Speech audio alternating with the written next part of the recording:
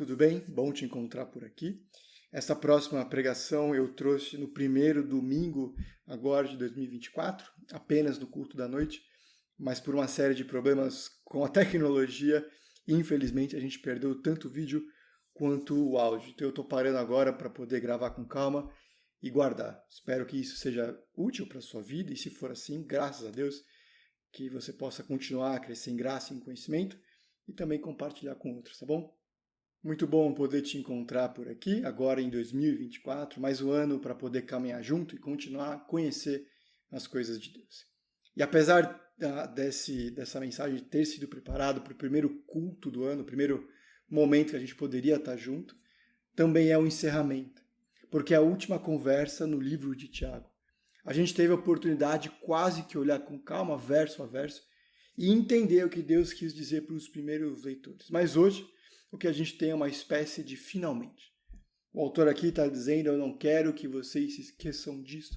Guardem essas palavras. Não é exatamente, mas parece um pouco, mais ou menos, como as últimas coisas que você ouvia dos seus pais quando já estava saindo de casa, passando pela porta, sabe? Mais ou menos com metade do corpo para fora, a mão na maçaneta, com um pouco de pressa, ou só com a cabeça para dentro, dizendo, tá bom. É um pouco do que a gente falava ao final de uma ligação. Agora ninguém mais liga, né? Mas é o que a gente falava ao final de uma ligação. Ou talvez as últimas coisas que você coloca no WhatsApp, né? A pessoa vai desligar ou vai entrar no carro, alguma coisa assim, você diz, não esquece de... Enfim, a preocupação aqui é bem interessante, porque de toda forma está dizendo, não se esqueçam de Deus. O que é um pouco estranho e até óbvio que não deveria acontecer. Não para essas pessoas que recebem a carta, o livro que a gente chama de Tiago, certo? Porque as pessoas aqui são até segunda ordem crentes, ou pelo menos religiosos, eles estão ouvindo, não se esqueçam de Deus. Mas esse parece ser o desafio para eles. Como se a correria da vida, o tamanho dos problemas, a alegria das bênçãos, os fizesse meio incrédulos na prática. E eu acho que isso ficou ainda mais difícil para a gente. Isso porque eles lá não tinham um horário exato para começar a trabalhar, pelo menos a maioria não tinha. Eles não lidavam com a bolsa de valores. E também não tinham que viver com aquele que deu golpe de misericórdia na nossa capacidade de prestar atenção nas coisas. O celular. Eu não sou da teoria da conspiração. Na verdade, quando qualquer pessoa me fala qualquer informação, normalmente eu pesquiso na frente dela. E já aconteceu com alguns de vocês. E não é por mal, é porque eu sou um pouco agnóstico. Eu sou nihilista, ateu, de qualquer coisa que não seja Deus. Mas o que a gente tem quando a gente pensa no celular são megacorporações multibilionárias contratando as mentes mais brilhantes com o objetivo de prender, monetizar a nossa atenção e modificar comportamento. Eu estou ficando velho e tinha uma situação muito comum que nós incas, algumas situações que nós incas tínhamos que lidar antigamente. Tinha vez que a gente estava no farol vermelho e ficava no farol vermelho, sem olhar mais nada. Estava na fila do mercado e esperava sem alcançar nada no bolso para deslizar. No máximo, com um pouco de sorte, tinha uma revista no caixa que interessava, tipo National Geographic, o Lance, a Veja, Notícias da TV, e aí ele tentava matar um pouco do tempo. Outras vezes, você estava viajando com seus amigos e tinha o azar de acordar mais cedo. E tinha que esperar, olhando para o teto, os outros acordarem. Eu falo isso porque o que não falta nos nossos dias são ladrões da nossa atenção, bandidos da reflexão, que nos afastam e atrapalham o relacionamento íntimo, próximo com Deus. Bom, se você está aqui ouvindo essa nossa conversa, você tem um interesse nem que seja geral pelas coisas de Deus, ou gosta muito da pessoa que te enviou o link. De qualquer forma, o texto de hoje é sobre isso. Pelo menos um jeito de se fazer próximo de Deus e desfrutar das bênçãos, que é conhecer e confiar no Senhor do Universo, e o risco de viver um mundo cheio de distrações, desafios e tentações.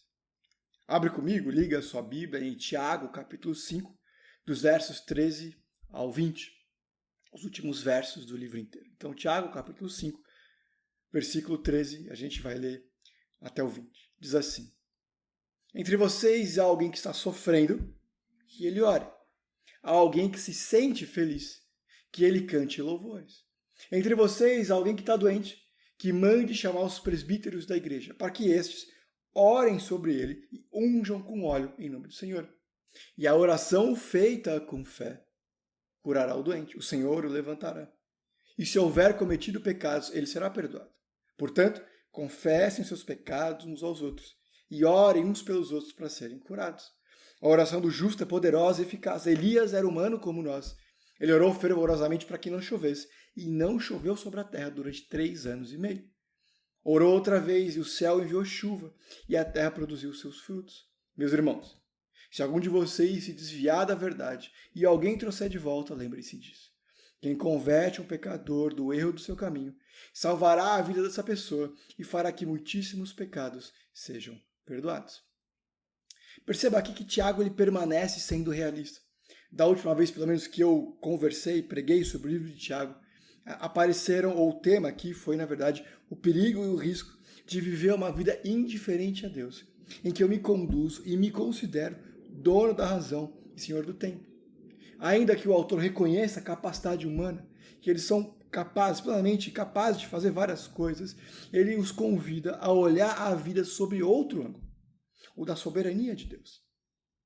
E depois de um livro que não é tão curto, mas também não tão longo, porque são apenas 5 capítulos, Tiago chega ao final trazendo direções para qualquer situação. Ele comenta sobre como responder ao sofrimento, considerar os momentos de alegria e para onde correr quando a doença chegar. Não só isso, ele parece interessado em que essas pessoas, que ele não cansa de chamar de irmãos, permaneçam atentas, mas que insistem no problema da mudez e da incredulidade espiritual. Aqui no texto de hoje, a gente tem essa frequente dose de realismo. Perceba que a gente tem palavras como sofrimento, doença, pecados, cura e se desviar. Ele não é exatamente otimista, certo? A primeira coisa a se notar aqui é que problemas das mais variadas naturezas fazem parte não só da experiência humana como um todo, mas do cristianismo também. Ok? Negar isso é crer em outro tipo de Bíblia. Associador à falta de fé é deixar de lado a fé cristã. De Jesus a Paulo, é difícil encontrar quem nas Escrituras não tenha passado por problemas, mesmo tendo amado a Deus e tendo sido amado por Ele. O versículo 3 aqui é direto e reto. Há alguém que está sofrendo, que ele ore. O sofrimento pode ser de qualquer tipo. A palavra aqui poderia descrever as dificuldades da guerra, mas também os contratempos da vida comum. É importante notar que a oração também não é necessariamente em favor do livramento, que Deus mude completamente a situação. Pode ser também por fidelidade, para resistir, por força, para permanecer próximo do Senhor. Não só isso, os discípulos de Jesus também devem orar, cantar louvores, continuar esse relacionamento de conversa quando se sentem felizes. Se o versículo 13 é abrangente, está triste, ore, está feliz, cante louvor, o 14 é mais específico. Está doente? Ore e chame os presbíteros para derramar óleo. E aqui tem bastante coisa acontecendo, vamos por partes para entender o texto melhor. Primeiro, os presbíteros são os responsáveis imperfeitos por pensar e conduzir a igreja sob a direção de Deus, para que ela continue a crescer em graça e conhecimento. Não de acordo com vontades individuais, nem para promoção pessoal ou fazendo de si mesmo a referência última e única. Igreja não tem dono.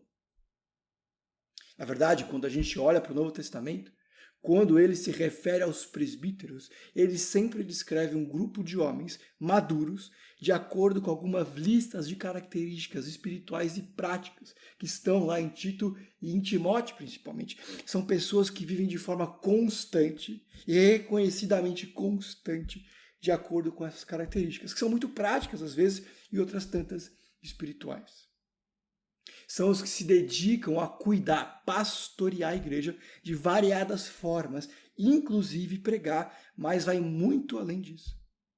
Só para completar aqui, palavras como bispo, pastor e presbítero falam da mesma pessoa. São termos sinônimos que descrevem esse grupo que é presente, que é conhecedor do rebanho local. Tanto é que os doentes sabiam muito bem quem chamar. E os presbíteros não vão estranhar serem chamados. É importante notar também que a oração desse grupo não tem mais poder, não é mais especial. Para todos os efeitos, eu também sou presbítero. Ninguém precisa de mim para falar com o Senhor. Não é uma exigência de Deus ter um presbítero presente para ouvir a oração. É lógico, é um privilégio, uma honra. E aqui, por exemplo, parte do meu trabalho e atuação estar com as pessoas, conhecê-las, sabendo onde elas vêm, o que elas estão passando e para onde elas vão. E orar faz parte disso. Mas para todos os efeitos, ninguém precisa de mim para falar com Deus. Ninguém precisa de mim para orar ao Senhor. Há essa liberdade e espera-se que eu tenha, por exemplo, essa disposição e todos os outros presbíteros também. Tudo bem? O presbítero não tem fila preferencial na oração. Deus não para e ouve mais ou melhor porque tem um presbítero orando. Deus ouve os seus filhos. Na verdade, a gente vai ver daqui a pouco, até um pouco mais que isso. Bom, enfim. E aí tem essa questão do óleo, tá bom? Ungir, derramar óleo sobre o doente. Primeiro, que naquela época usava-se o óleo para tratar algumas doenças ou ferimentos. Você há de lembrar que na história do bom samaritano, em que Jesus conta, ele ali resgata uma pessoa à beira da estrada que está ferida e ele derrama óleo. Tá bom? A gente não sabe a natureza do ferimento, a gente não sabe exatamente para que eles usavam, mas fazia parte da cultura comum ali. Então, a pessoa que está recebendo não estranharia, de forma geral, essa prática, apesar dela não fazer tanto, não se fazer tão presente na nossa realidade hoje. Enfim, é importante notar também que unção, ao longo da Bíblia, tem a ver com separação ou dedicação a Deus. Então, a liderança da igreja, derramar óleo, traz essa ideia da comunidade como um todo estar com o doente. Eles estão dizendo, Senhor, cuida desse doente. Senhor, nós reconhecemos a situação dele, estamos separando, dizendo, Senhor, cuida dele em específico, nós estamos aqui intercedendo por ele. Talvez, inclusive, esse deslocamento dos presbíteros até a pessoa com enfermidade aconteça porque talvez ela tenha, inclusive, problemas de locomoção. E a igreja, que não é um prédio, se faz presente. Esse texto aqui é muito bonito também por causa disso. A igreja está indo cuidar de alguém que está doente, que está com dificuldade. É por isso, por exemplo, que é difícil pensar em pastoreio EAD, pastoreio à distância, né? E também igreja online, porque exige-se essa noção presente e conhecedora uns dos outros. O que a gente tem aqui é o óleo, então, sendo derramado como um remédio, mas também como símbolo de cuidado espiritual, tá bom? E aí vem o final do versículo 15 e 16, que fecha um pouco o círculo. Se alguém houver cometido pecado, ele será perdoado. Portanto, confessem os seus pecados uns aos outros e orem uns pelos outros para serem curados. A Bíblia não ensina de forma alguma que toda doença é resultado de pecado, mas traz essa possibilidade. O problema é o nunca e o sempre. Jesus, por exemplo, corrigiu religiosos na época dele que perguntavam sobre um cego: quem pecou? Foi ele ou foi o pai? Foi ele que errou com Deus ou foram os pais? Eles estavam procurando a culpa da doença por causa de um pecado. Jesus corrige esse entendimento. Por outro lado, é bem verdade que em 1 Coríntios, capítulo 11, verso 30, alguns cristãos adoeceram e morreram por não terem levado a ceia a sério. O convite que o texto está fazendo aqui é sobre a autoavaliação e confissão de pecados. E a confissão aqui parece especificamente, né? É para forçar, conduzir e encorajar que qualquer pessoa que entre em contato aqui pare e pense. Essa dificuldade que eu estou passando, essa enfermidade, doença inclusive, será que não é resultado da minha rebeldia e resistência às coisas de Deus? Será que não tem alguma coisa que eu precise confessar ao Senhor, pedir perdão e reconhecer os bons caminhos? O que ele não quer de forma alguma é a autoavaliação e acusação. Você está gripado? Você não mentiu essa semana, será? Você está com dor de estômago? Será que você não está usando a língua mal? Dando falso testemunho por aí? Não.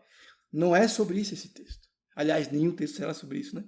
O projeto aqui não é que nós sejamos sommeliers da espiritualidade alheia, mas que sejamos responsáveis diante de Deus e dos homens das nossas escolhas e atitudes e as consequências, e sejamos conscientes das consequências de cada uma delas. Muito bem. Os que sofrem devem orar. Os contentes precisam orar. Os doentes recebem oração. Outros precisam confessar pecados e orar. Pergunta: qual que é o tema do texto? Doente precisa orar, triste precisa orar, feliz deve cantar louvores. A prática é orar, né? Falar com Deus. As pessoas precisam confessar pecados e orar. Sobre o que o texto está falando? Oração. O termo aparece em quase todos os versos, em todo tipo de situação, quase todo tipo de situação. Ela deve ser feita de forma privada, mas também em grupo. Diz até no versículo 16, a oração tem poder. Por que ele tem que fazer isso? Porque Deus move Tiago a escrever isso? Por que ele tem que insistir dessa forma, dizer para cristãos religiosos a oração tem poder? Por que ele tem que aplicar de forma tão específica e também genérica? Deus, por meio de Tiago, fala sobre gente que faz de tudo menos orar. Cristãos que não têm fé que o Senhor cura hoje. Irmãos que no meio da dor se isolam e recorrem a muita coisa e muita gente, menos Deus. Discípulos de Jesus que quando finalmente estão bem, felizes, deixam o Criador de céus e terra de lado. Fala sobre os que oram sem acreditar ou como por obrigação. Senhor, obrigado por essa comida. Em nome de Jesus, amém. Nossa, esse bife tá ruim hoje, né? Para usar um termo que a gente encontra em outras partes da Bíblia, isso aqui é uma exortação contra a falta de oração, contra a falta de confiança na oração, contra uma fé fraca no poder da oração. É uma correção contra a mudez espiritual, é encorajamento para orar em qualquer situação, boa e ruim, que traz dificuldades ou faz sorrir. Mas a gente continua a deixar Deus de lado e encostar a oração. Se Deus faz Tiago escrever sobre o tema, é porque essa era uma questão importante para ser lidada por aquelas pessoas, mas também é verdade que o Senhor preservou estes mesmos versos, porque ele continua a ser um desafio por gerações posteriores, o que inclui eu e você. O que é irônico, mas também desafiador, porque orar é simples, certo? Orar nada mais é, nada menos do que conversar com Deus. Só que a gente fica tão concentrado em si mesmo, tão confiante nas próprias capacidades, tão perdido nas lutas, que passa. Verdade ou mentira, que falta tempo para orar. Que a gente esquece. Que nem sempre tem vontade. Martin Lloyd Jones, uma referência cristã recente até, diz que tudo o que fazemos na vida cristã é mais fácil do que a oração. Thomas Shepard, puritano conhecido pela piedade, ele confessou: há momentos na minha vida em que eu prefiro morrer do que orar. Lutero, o que iniciou a Reforma Protestante, confessa: a oração era um trabalho árduo, o mais difícil de todos, muito mais difícil que pregar. E tá bom? E é difícil. É muito mais fácil pregar. A gente não ora porque não crê no poder da oração de verdade. A gente acaba usando, inclusive, como último recurso. Diz até com um pretenso ar espiritual: agora só resta orar. Mas esse é exatamente o problema. Faz de tudo, fala com todo mundo, apela a qualquer coisa, menos ouvir o bom conselho de Deus. De vez em quando essa incredulidade escapa e a gente nem percebe. Se você cresceu numa igreja, viu ao longo da sua vida alguns missionários e missões apresentarem projetos e pedirem apoio, inclusive financeiro, lógico. Vira e mexe, alguém diante do desafio de ver o que aquele missionário ou missão precisa, diz: eu não posso ajudar com nada, eu só posso orar. Mas pergunta, o que vale mais? 5 minutos de oração sincera, devota, contrita e envolvida, ou R$1 milhão? O que tem mais poder? Jesus disse que a fé move montanhas. Eu te garanto que 1 bilhão não move uma montanha. Ok, tem um pouco de mistério e eu não vou resolver isso aqui hoje, tá bom? Mas a oração, por vezes, participa na ação do poder de Deus. Tem coisas que acontecem porque alguém orou. Bênçãos e maldições existem ou deixam de existir porque alguém conversou com Deus. Muitos de nós adoraríamos ouvir Deus, mas a gente não para conversar com Ele. A oração, na verdade, parece como uma interrupção, um apêndice, em que às vezes atrapalha, outras vezes mal existe por causa dessa incredulidade ou por simples negligência, que eu nem lembro, não me importa. Ambas opostas dessa centralidade que a gente claramente vê aqui no texto. A gente não ora porque, infelizmente, permite que as bênçãos ofusquem as origens dela. De novo, e é triste e irônico, que quando a casa cai, as coisas apertam, muitas vezes a gente se volta para Deus. O que é ruim, mas é bom, porque antes tarde do que nunca. No entanto, parte do perigo mora no oposto, de se perder quando está tudo bem. Porque foi assim, no conforto do palácio, num dia como outro qualquer, que Davi trouxe tragédia para o reino de Israel. Por exemplo, a história de Betseba. Foi tendo tudo e mais um pouco que Salomão desperdiçou a vida. Vem cá, não é justamente em se envolver no excesso de bons vinhos, no conforto de casa, entregar o coração a alguém sem pensar, ter recursos que vão muito além do mínimo, os vários tipos de entretenimento, que a gente vai aos poucos se deixando dominar por esse mundo. Tem muita coisa boa aqui, tudo que eu disse até agora é bênção, vinho, casa, dinheiro e hobbies, mas é porque a gente não acessa a Deus como conselheiro permanente que se perde, passa do ponto. Greg Nichols diz que uma pessoa que não ora é ingrata porque não agradece a Deus. É hipócrita porque não confessa os pecados ao Senhor. É egocêntrico porque não pede a Deus que abençoe outras pessoas. É presunçoso porque não ora pelas suas necessidades diárias. É irreverente porque não louva a Deus, nem ora pela vinda do reino.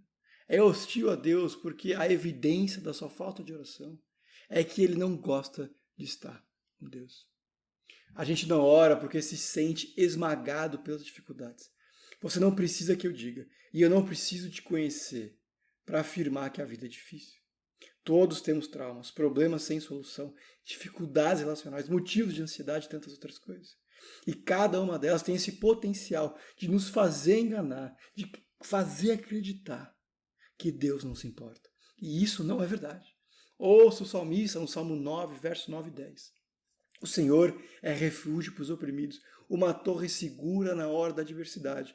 Os que conhecem o teu nome, confio em ti, pois tu, Senhor, jamais abandona os que te buscam. A gente não ora porque tem medo de se frustrar e porque também tem perspectivas erradas sobre oração. Se a gente for sincero, tem coisas que a gente não diz para Deus, porque não sabe o que fazer com o silêncio dele, o eventual silêncio dele, ou com um simples não. Mas eu quero te lembrar que de Deus só vem bênção, mesmo que não pareça. E cada uma das negativas dele vem acompanhadas de minha graça te basta. Lembre-se, tem muito não do passado que foi livramento divino. Tem muito não que Deus está dizendo hoje, que é livramento para agora. Deus não existe para fazer a minha vontade. Antes, deseja transformá-la em boa, perfeita e agradável, como a dele. Por último, tem vezes que a gente não ora porque sente que ninguém ouve. E aí eu escolho uma maior, mudez e solidão espiritual. A sensação é real, todos já tivemos em maior e menor grau em diferentes momentos da vida. A Bíblia, inclusive, está recheada de gente assim que diz: Senhor, o Senhor se esqueceu de mim. Por que o Senhor se esqueceu de mim? Da onde vem o meu socorro? Mas essa é outra mentira. Deus, porque é bom, decidiu fazer o contrário e diz para a gente, cercada de incerteza, em Jeremias 29:13, vocês me procurarão e me acharão quando me buscarem de todo o coração. Ninguém, do crente ao ateu, fala sozinho quando começa com Deus. Senhor, Deus ouve orações e abençoa pessoas. Se o objetivo da primeira parte do texto é apontar a necessidade desse diálogo constante com o Senhor, na segunda metade vem alguns motivos do porquê isso é tão bom. O primeiro já é claro, versículo 16 diz: a oração do justo é poderosa e eficaz. Jesus mesmo também diz: sem mim nada podeis fazer. A oração é um recurso poderoso nas mãos até do crente mais simples ou novato. Nesse sentido, não é prerrogativa dos mais sábios. Deus é bom e atencioso e se compromete generosamente com esse projeto. Imagine ter acesso ao CEO do universo, o CFO de todo o ouro, prata, Bitcoin ou dólar. Bom, os cristãos têm mais do que isso. Afinal, quem é mais criativo, o inventor da roda ou o senhor da terra? Quem é mais rico, o que manda foguetes para o espaço ou quem comanda o universo? Quem é mais sábio, o filósofo de Atenas ou o senhor do universo? A oração dá esse acesso, tudo bem? O que não significa um cheque em branco, em que eu peço e claramente, de uma vez só, recebo. Também não encoraja uma postura arrogante, uma insistência obstinada na oração de quem tem certeza que está sempre certo. O ponto do texto é lembrar a gente que tem fé em Deus, que conhece o Senhor Jesus Cristo, que deveria ter esse diálogo permanente. Ora de gratidão, outras vezes em súplica, com perguntas, outras vezes com pedidos. Em todas confiante que o Senhor tem poder e ouve. E para que ninguém se ache mais especial, nem ignorado, Tiago traz no versículo 17 o exemplo de Elias, o profeta mais importante e reconhecido junto com Moisés. Mas a citação aqui, perceba, não é uma homenagem. Basicamente o que ele está dizendo é: Elias era gente como a gente. Sim, é verdade que o profeta fez coisas incríveis. Ele orou para chover e choveu, orou para parar de chover e não choveu por 3 anos e meio, como o texto diz. Mas depois de enfrentar 450 profetas inimigos, ele se desespera por causa de uma rainha. Se ele foi corajoso contra Acabe, ele bate em retirada por causa de Jezabel. A gente esquece, mas antes da oração que trouxe chuva, tiveram outras 6 que não. Aliás, mesmo antes dessa última oração que trouxe a chuva, o que ele viu não foram nuvens carregadas. Não foi um tempo fechado, céu cinza. Foi só uma pequena nuvem, como a mão de um homem subindo do mar. O que ele teve foi fé que Deus ouvia, que ele perseverou em oração, como Paulo ensinaria tantos anos depois, e fé quando ele viu Deus agir. Elias, Neemias, João, assim como qualquer um aqui, eram pessoas comuns, que contavam com um Deus extraordinário. A oração é eficaz não por causa de quem fala, mas por aquele que ouve. A oração não tem poder porque eu vou na igreja, obedeço os mandamentos e dou o meu dízimo. A oração tem poder porque o Deus que ouve tem poder para realizar. E ainda que existam passagens nas Escrituras que nos ensinem a orar melhor, aqui a mensagem é clara. Não importa se essa é a sua primeira ou milésima vez. Se você já leu a Bíblia ou não tem ideia de quem seja Penina, por exemplo. Não sabe? Não tem problema. Exatamente. Deus tem os ouvidos abertos e se faz disposto a caminhar com os que oram. Pode ter passado em branco quando a gente falou sobre os presbíteros e óleo. É verdade que os presbíteros, os líderes da igreja, têm que ter essa disposição de interceder presencialmente. Mas Tiago também deixa claro que todos os crentes têm o privilégio e a responsabilidade de orar uns pelos outros.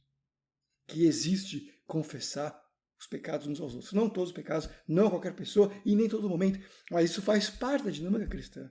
Que a gente ore uns pelos outros, com ou sem um cargo formal e uma igreja. O cristianismo, portanto, sempre foi um projeto comunitário. Tiago deixa claro que todos os crentes têm o privilégio e a responsabilidade de orar uns pelos outros. Pergunta: quem foi que Deus usou para curar? Foi o doente que clamou ao Senhor por ajuda? Foram os presbíteros que vieram e oraram? Foi a igreja que ficou sabendo e acompanhou a intercessão? A pergunta está errada, porque não é esse o ponto aqui. O princípio de confessar uns aos outros fala exatamente disso. É esse compartilhar que, pelo poder de Deus, traz correção, cura e recomeço. A confissão permite refazer caminhos, porque somos incapazes de saber os desdobramentos das nossas más decisões. As mesmas que geram problemas de todos os tipos. Sem querer exagerar, mas também sem ser desleal com o texto, é possível que parte das nossas ansiedades, noites em claro e dificuldades relacionais, frieza espiritual, frustração profissional, seja resultado de maus hábitos e pecados que foram esquecidos como tal. Ou que a gente sabe muito bem e segue em frente. Ou que a gente não percebeu ainda. Todos eles não confessados e cuja confissão e comunhão, essa convivência intencional com Deus e os dele, é essencial, nem que seja para ser alertado. Porque existe tal coisa como ponto cego espiritual. Tem coisas que a gente não percebe que está fazendo em rebeldia, desobediência ao Senhor. E só a convivência, a comunhão com os irmãos que vai revelar isso. É só a oração de dizer, Senhor, sonda e me conhece, vê se há em mim alguma coisa que te desagrada e guia-me pelo caminho eterno, que vai me fazer sensível para notar a boa direção do caminho eterno. É por isso que a confissão é tão importante, percebe? Se alguém está aqui há mais de 6 meses, na igreja, qualquer comunidade de fé, e não se desgastou com ninguém, não teve que dizer um foi mal, me desculpa, eu devia ter falado isso, eu não devia ter te levado não sei aonde. De 3, uma. Ou não convive de verdade com os irmãos, ou não erra, ou não percebe o mal que produz. Não existe conviver de verdade com uma pessoa e não ter que pedir desculpa, não ter que pedir perdão, não ter que reconhecer alguma má decisão ou escolha que podia ter sido melhor. É preciso convidar e comparecer mais para ter comunhão e desafios. Comunhão é bênção justamente porque envolve essa dinâmica de descobrir e ser descoberto na comunidade dos santos. É bênção porque envolve perdão e confissão. Eu posso e consigo viver se escondendo ou na sombra da ilusão que está tudo bem, que eu não tenho pecados, e assim as nossas conversas ficam apenas no nível dos gostos, das platitudes e assuntos diversos. Mas isso nos leva em direção da dor, da doença, da destruição. Ao evitar a prática de confessar, a gente está tentando escapar de alguma coisa que é bom, saudável e, acima de tudo, de acordo com a vontade de Deus. Provérbios 28:13 diz que quem esconde seus pecados não prospera, mas quem confessa e os abandona encontra misericórdia. Tem um amigo meu que diz que a gente passa a vida toda escondendo do outro aquilo que ele sabe que eu sou e eu sei que ele é. É um peso terrível. Imagina poder participar de uma igreja, de um grupo que eu não tenho que me esconder, em que eu e você a gente confia em Deus para nos refazer constantemente em amor e graça. Que você sabe que eu não sou perfeito, que eu sei que você não é perfeito. E a gente caminha ao lado de Deus, fazendo e sendo transformado por Deus. E é isso que está sendo oferecido aqui. Perceba, um homem e uma mulher de Deus são livres, leves e soltos, porque têm o ouvido de Deus e o coração dos irmãos. Deus envia filhos em missão e quer alcançar outras pessoas. Sem dúvida, os últimos versos do livro de Tiago expressam esse desejo de que qualquer leitor se reaproxime de Deus estando feliz ou triste. E que um dos primeiros impulsos seja sempre orar. Ok. E alguém ouvindo poderia perfeitamente perguntar de coração leve e profundamente interessado: eu entendi, eu preciso orar, mas eu não sei por onde começar. O fato é que eu não tenho vontade, muitas vezes, e eu não tenho muito o que dizer. E certamente existem algumas direções aqui para a gente pensar brevemente. Primeiro, é preciso ser realista. Nenhum de nós será tornado do dia para a noite, nem deveria ser necessariamente. No próprio Tiago, que conta a história, não a Bíblia, que tinha os joelhos como de camelo de tão gastos, justamente por orar com eles no chão, portanto, por períodos longos de tempo. Bom, se Deus quisesse mais um Tiago na história, ele teria feito. Isso é importante reconhecer também. Para o resto de nós, Isso comecem objetivamente se envolver, estar envolvido em momentos como esse, de ouvir a palavra de Deus, de escutá-la lida por outra pessoa e explicada. A oração é uma conversa de mão dupla, em que Deus vem até nós por meio da sua palavra e a gente se volta para Ele com as nossas vozes. Parte do porque a gente não tem assunto com o Senhor é por falta de proximidade com a palavra. Então, uma boa medida é estar próximo, se envolver e envolvido. Em momentos que eu ouço a palavra de Deus, que alguém me diz coisas sobre ela ou que eu a leio. Se nós meditássemos as histórias, lembraríamos das injustiças que Davi sofreu e diríamos: Senhor, cuida de mim como rei de Israel. Seja o meu escudo, Senhor, como no Salmo 3. Uma das coisas mais legais na Bíblia é descobrir o que significa escudo no Salmo 3. Ou ainda, Senhor, eu sou grato. Pai, obrigado que o Senhor tenha me abençoado, assim como abençoou Ana, rival de Peni. Para ser 100% sincero com você, e quem me conhece sabe, eu sou muito ruim de lembrar referência na Bíblia, de dizer o capítulo e o versículo. Mas é sempre muito bom ser lembrado pelo Espírito, mesmo que sem referência, algum trecho das Escrituras durante as situações da vida. Outra coisa importante é tentar uma espécie de equilíbrio na dieta de oração. Sim, porque existem pelo menos 6 tipos de salmos, de orações na Bíblia. De louvor, de lamento, de gratidão, realeza, sabedoria e imprecatórios. As divisões variam, depende de quem separa, mas o ponto que a gente pode, deve ir além dos 3 modos que a gente normalmente usa na oração. Obrigado, obrigado, obrigado. Me perdoa, me perdoa, me perdoa. Me ajuda, me ajuda, me ajuda. A gente poderia se esforçar, depois de conhecer as formas de oração que homens e mulheres oraram ao longo da história, mas também na Bíblia, de falar, eu preciso me envolver nisso, eu preciso praticar isso. Para sair, inclusive, da monotonia da oração, que eu sempre tenho, Senhor, obrigado por esse alimento, Senhor, obrigado por esse alimento, que pode, deve ser sincero, mas frequentemente faz parecer que a oração é só isso. É só pedir ajuda, pedir perdão e agradecer não. Como qualquer relacionamento envolve sobre conversar sobre qualquer coisa. Tem pelo menos 6 ou 7 tipos de oração na Bíblia que eu poderia e deveria explorar nesse meu relacionamento com Deus. Já nos últimos versos, a gente tem uma expressão que a gente ouviu muito aqui, né? Meus irmãos. É uma espécie de todos estamos juntos nessa luta, mas eu tenho uma última direção. Se até aqui o tema era reconciliação com Deus, principalmente por meio da oração, no finalzinho aqui é ser instrumento na mão de Deus para promover exatamente isso na vida de outros. Se algum de vocês se desviar da verdade e alguém o trouxer de volta. Não tenha dúvida. Todos somos ministros do Evangelho. Todos estamos no ministério.